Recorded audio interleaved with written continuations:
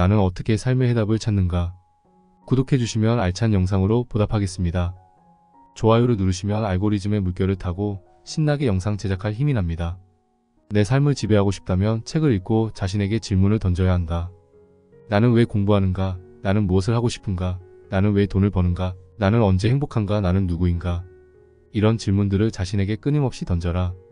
그런데 대답하는 삶을 사는 사람에게 이런 질문들은 쉽게 떠오르지 않는다. 공부하고 숙제하고 쏟아지는 정보를 쫓아가기 바쁘기 때문에 질문할 여유도 없다. 그렇게 질문을 던지지 않고 대답만 하는 삶을 살다 보면 반쪽짜리 세상에 갇혀버린다. 대답의 세상은 끌려가는 세상이고 질문의 세상은 내가 끌고 가는 세상이다. 내가 지배하는 세상이다. 늦지 않았다. 자신에게 던질 결정적인 질문을 찾아보자. 좋은 질문 하나면 인생이 바뀐다. 파이어족을 꿈꾸는 당신에게. 파이어족을 꿈꾸는 사람들은 스스로 창의적인 생산을 하는 것이 아니라 누군가의 지시에 의해 생산을 하기에 생산활동 자체가 즐겁지 않은 것이다. 스스로 창의적인 생산을 하는 사람들은 절대 파이어족을 꿈꾸지 않는다. 창조하는 순간이 가장 행복하기 때문이다. 돈을 많이 벌면 일하지 않고 편하게 즐기며 살아야지라는 생각부터 버려야 한다. 그런 날은 오지 않는다.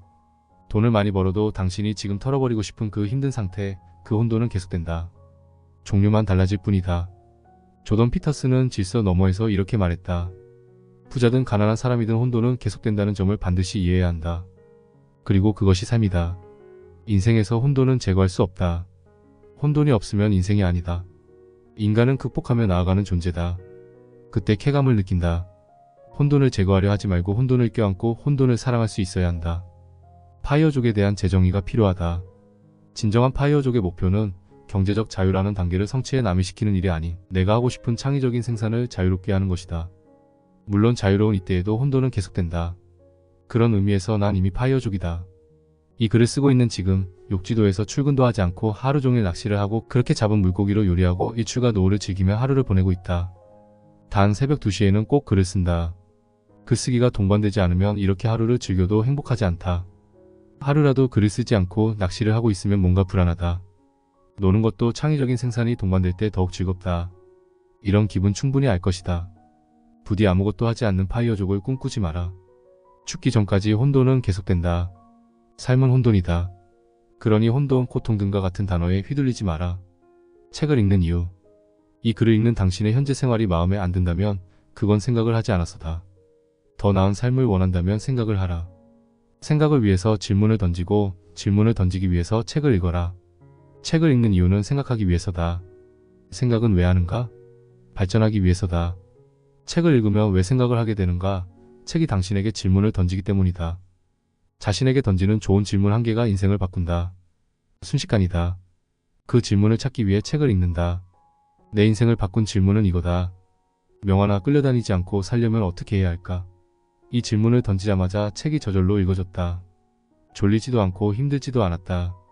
책을 읽고 책 속에서 질문을 찾아야 한다. 그 훈련이 끝나면 스스로 질문을 만들 수 있다. 그 질문으로 나는 어디까지 발전할지 모른다.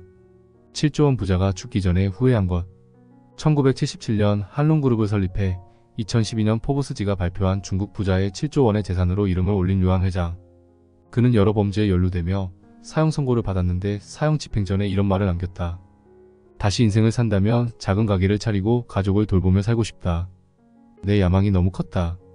인생은 모든 게 잠깐인 것을. 그렇게 모질게 살지 않아도 될 것을.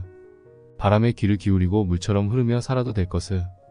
말 한마디 참고 물 한 모금 건네며 잘난 것만 재지 말고 못난 것도 쓰다듬으며 거울 속에 자신을 바라보듯 서로 불쌍히 여기며 원망 말고 미워하지 말고 용서하며 살 걸 그랬다. 사람은 저마다 각자의 그릇이 있다. 그릇의 크기로 행복이 결정되는 것이 아니라 내 그릇에 딱 맞는 돈만큼 가질 때 우리는 가장 행복하다.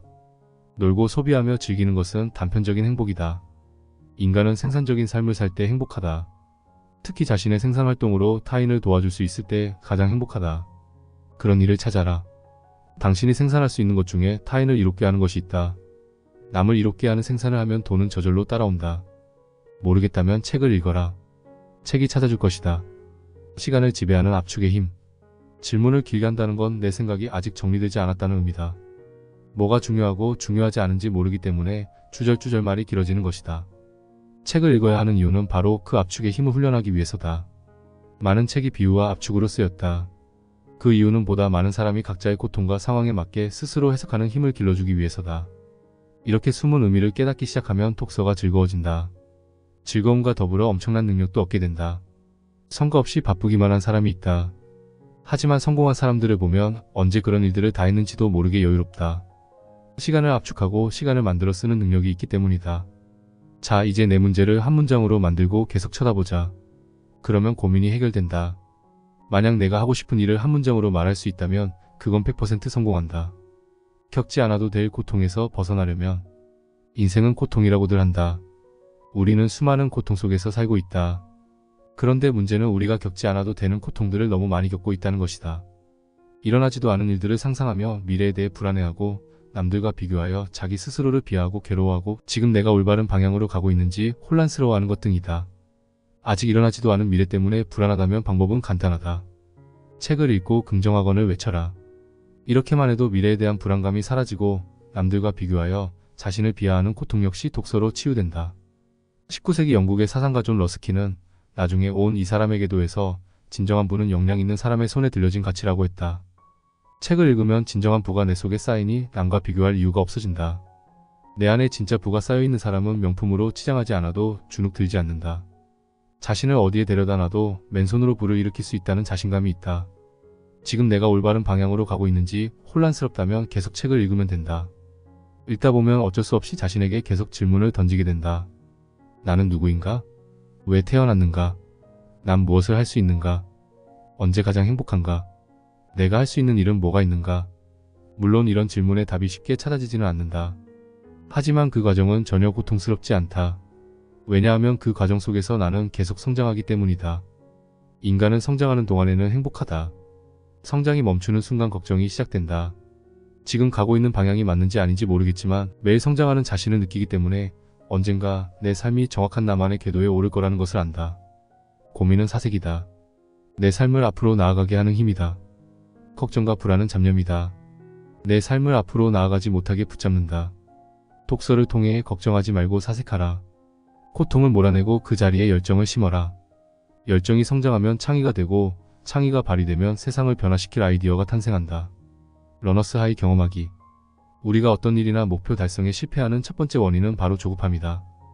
대한민국 전체가 조급증에 빠져 있다. 과정을 무시하고 결과만 바라본다. 나 역시 한때 조급한 마음이 최고조에 달했던 때가 있었다.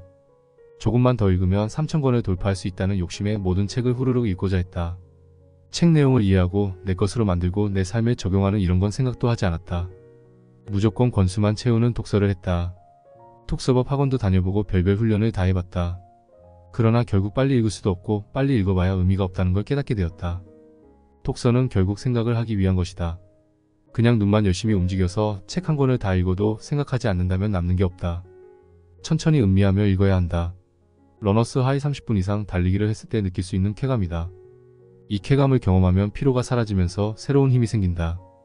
에 도달하기까지 그 과정을 그 속도를 받아들여야 한다. 글쓰기도 마찬가지다.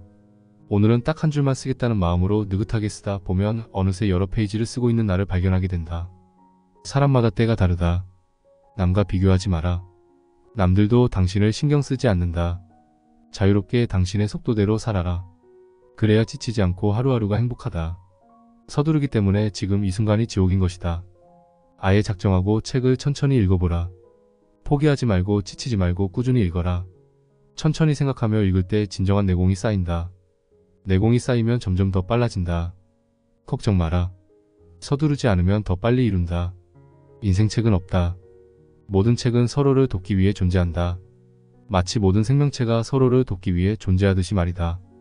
세상은 계속 변하고 나도 변한다. 예전에 인생책처럼 느껴졌던 책들이 시시해질 수도 있고 전혀 감동이 없었던 책이 몸에 사무치는 전율을 선사하기도 한다. 다시 한번 강조하지만 독서에서 가장 중요한 것은 조급함을 버리는 것이다. 걱정하지 마라. 책을 읽으면 저절로 조급함이 사라진다.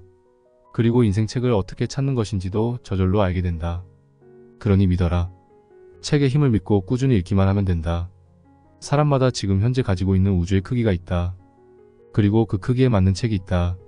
책을 읽을수록 우주는 커진다. 커진 만큼 큰 책을 읽을 수 있는 것이다. 작은 우주로 큰 우주를 담을 수 없다. 모두가 위대하다고 하는 책이 지금 재미없는 이유다. 그렇다고 포기하지 말고 서재에 꽂아두라. 독서를 통해 당신의 우주가 커지면 서재에 꽂힌 큰 우주의 책이 눈에 들어올 것이다. 그때 그 책을 당신의 우주에 담으면 된다. 성공보다 더 중요한 것을 위해서. 조던 피터슨의 책 12가지 인생의 법칙에는 이런 이야기가 나온다. 신분이 상승할수록 내면의 어둠이 모습을 드러낼 가능성도 커진다. 권력은 복수를 가능케 하고 폭종을 강요하고 적을 부숴버릴 수 있는 힘을 뜻한다. 목표 달성에 굉장한 인내가 수반되는 것은 당연하다. 그러니 그 과정에서는 물론 인간관계에서도 참고 또 참는다. 그런데 어느 날 내가 성공해 돈이 생기고 권력이 생겼다고 생각해보자. 그동안 쌓아왔던 긴장이 풀려버린다. 이제는 더 이상 참을 이유가 없는 것이다. 마치 기다렸다는 듯이 무식, 경멸, 비난, 분노 등이 폭발하는 것이다. 목표를 달성하려고만 노력할 것이 아니라 목표를 달성한 이후의 삶을 반드시 준비해야 한다. 인기를 얻은 이후, 돈을 번 이후, 권력을 쌓은 이후를 준비해놓지 않으면 내 속의 어둠이 나를 갉아먹을 것이다. 아직 성공도 못했는데 그 이후의 삶을 준비해서 무엇하냐고? 성공하기 위해 노력하고 있으니 우리는 무조건 성공할 것이고, 그러니 당연히 성공한 이후의 삶도 지금부터 준비해야 하는 것이다. 엉망진창의 힘. 이어령의 마지막 수업에서 책 읽는 방법에 대해 이렇게 말씀하셨다. 의무감으로 책을 읽지 않았네. 재미없는 데는 뛰어넘고 눈에 띄고 재미있는 곳만 찾아 읽지. 나비가 꿀을 딸 때처럼. 진정가치 있는 아이디어는 어느 날 툭 하고 튀어나온다. 단 전제가 있다. 반드시 자신에게 질문을 던져 놓아야 한다는 것이다. 동영상 강의에서 지식을 얻을 수 있지만 지혜는 본인이 사색을 통해 갈고 닦아야 생기는 것이다. 진정가치 있는 아이디어를 원한다면, 돈이 되는 아이디어를 원한다면 책을 읽어라. 그것도 좀 무리해서 읽어라. 한 분야만, 자신이 좋아하는 분야만 읽지 말고 탁 지는 대로 읽어라. 읽은 내용이 기억나지 않는다고 걱정하지 마라. 모든 내용은 내 잠재의식에 쌓이고 있다. 지난주에 강의를 하는데 20년도 더 전에 읽은 책의 내용과 구절이 툭 튀어나와서 나도 깜짝 놀랐다. 이렇게 우리가 읽은 내용들은 내 안에 차곡차곡 쌓여있다. 여기에 마중물 역할을 하는 다른 책의 내용이 들어와야 서로 화학작용을 일으켜 밖으로 발산된다. 창의력은 이렇게 발휘되는 것이다. 서두르지 말고 차곡차곡 쌓아가라. 그리고 믿어라. 내 잠재의식을 내 안에 잠들어 있는 거인을. 셀프 스캔의 힘. 긍정학원. 내가 하루도 빼먹지 않고 하는 일이 있다. 긍정학원이다. 나는 긍정학원의 힘을 믿는다. 실제로 전작을 집필할 때도 욕지도에서 매일 이렇게 외쳤다. 2022년에 10억 벌었습니다. 매장으로 2억, 개그맨으로 1억, 책 46만 6,667권이 팔렸네요. 감사합니다. 긍정학원의 과정은 이렇다. 1. 긍정학원을 한 번 할 때마다 나를 스캔하게 된다. 2. 내가 어떤 가치가 있고 어떤 능력이 있는지 체크한다. 3. 내가 외친 목표보다 나 자신이 부족하다는 것을 안다. 4. 부족한 나 자신을 인정한다. 열정이 생긴다. 저절로 노력하게 된다. 5. 결국 학원이 이뤄진다. 긍정 학원을 외친다고 무조건 이뤄지는 것이 아니라 그 과정을 이해하고 노력도 함께해야 한다. 아무것도 하지 않고 긍정 학원을 외치기만 하면 안 된다. 모든 감각을 열고 긍정 학원을 외쳐야 한다. 분명 외치는 목표보다 자신의 능력이 모자랄 것이다. 여기서 판가름이 난다. 어떤 사람은 이게 되겠어? 라고 포기하고 어떤 사람은 내가 부족하구나. 목표를 이루기 위해 뭘 하면 될까? 그래 일단 도서관에 가서 책부터 읽자라고 결심한다. 긍정 학원은 원리를 알고 실천해야 한다. 포기하고 싶은 마음이 생기면 목표를 좀 더 작게 잡고 자주 성공하라. 포기하지만 마라. 꾸준히 하면 긍정 학원의 능력도 커진다. 긍정 학원의 가장 큰 장점은 내가 나를 안다는 것이다. 알고 하는 것과 모르고 하는 것은 천지 차이다. 우리는 알고 하자. 나를 찾아라. 우리 안에는 위대한 나가 이미 존재한다. 내 안에 있는 것을 찾아내는 것이지 없던 것이 외부에서 들어오는 것이 아니다. 내 안에 이미 여러 나가 살고 있기 때문에 하나씩 발견해가는 것이다. 내 안에는 개그맨인 나, 요식업을 하는 나, 작가인 나가 살고 있다. 이런 나는 내가 독서를 통해 찾아낸 것이다. 그리고 아직 발견하지 못한 나가 너무 궁금해 더 열심히 책을 읽는다. 우리는 현재 내가 불러낸 나로 살고 있다. 지금의 나가 마음에 들지 않는다면 내 안에 있는 또 다른 나를 찾아야 한다. 그런데 이게 쉽지 않다. 최선을 다해 찾지 않으면 결국 죽음 앞에서 진짜 나로 살지 못한 것을 후회하게 된다. 진짜 나를 찾는 순간부터 내 인생이 시작되는 것이다. 난 이제 막 태어났다. 내 안에서 진짜 나를 불러낸 덕분이다. 바로 작가와 강사인 나다. 내가 태어난 이유는 사람들에게 긍정적인 에너지를 전달해주기 위해서다. 그 방법으로 난 책과 강의와 도서관을 택했다. 난 이제 99% 나를 찾았다고 믿는다. 하지만 아직 찾지 못한 1%를 찾기 위해 책을 읽는다. 어떤 모습에 나가 숨어 있는지 찾아가는 과정이 너무 설렌다. 책이 저절로 읽어진다. 내 안에 잠자는 수많은 나를 깨우는 주문이 인문과 고전, 철학과 시에 담겨 있다. 이런 책을 읽고 질문을 던져야 잠자는 나들이 응답한다. 질문을 듣고는 고개를 들고 손을 뻗어 세상 밖으로 나온다. 당신이 그렇게 원하는 500억, 1000억의 경제적 자유를 가진 나가 당신 안에 깊이 잠들어 있다. 누가 깨우느냐가 관건이다. 책을 읽으면 반드시 깨울 수 있다.